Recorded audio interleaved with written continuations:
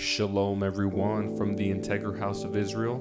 I'm going to be going over the fourth Aliyah from Parashah, Vayechi. I'll be reading today from the book of Genesis, chapter 49, verse 1 through 18, as well as from the book of 1 Kings, chapter 2, verse 1 through 12. Jacob's last words to his sons.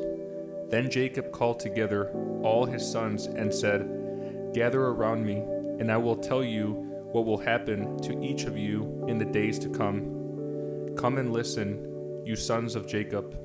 Listen to Israel, your father. Reuben, you are my firstborn, my strength, the child of my vigorous youth. You are first in rank and first in power, but you are as unruly as a flood, and you will be first no longer. For you went to bed with my wife. You defiled my marriage couch. Simeon and Levi are two of a kind. Their weapons are instruments of violence. May I never join in their meetings. May I never be a party to their plans. For in their anger they murdered men, and they crippled oxen just for sport. A curse on their anger, for it is fierce. A curse on their wrath, for it is cruel.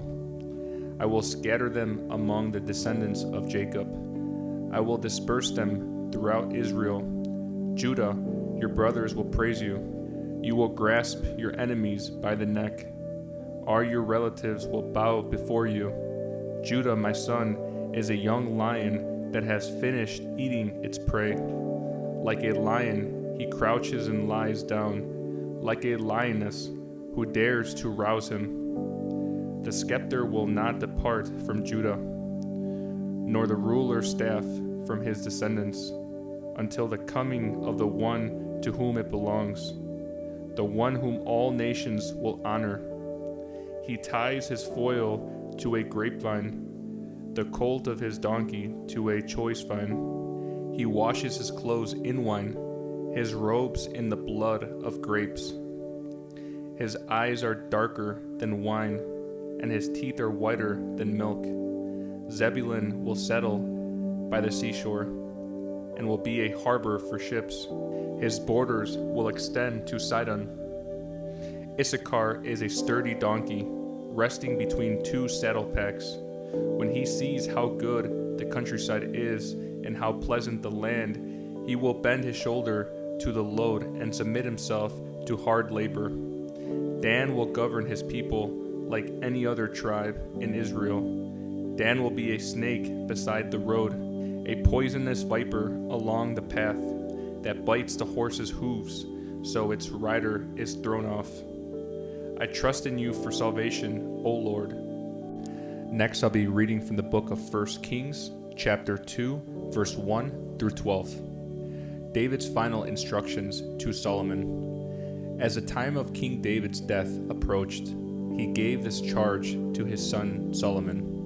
I am going where everyone on earth must someday go. Take courage and be a man. Observe the requirements of the Lord your God and follow all his ways.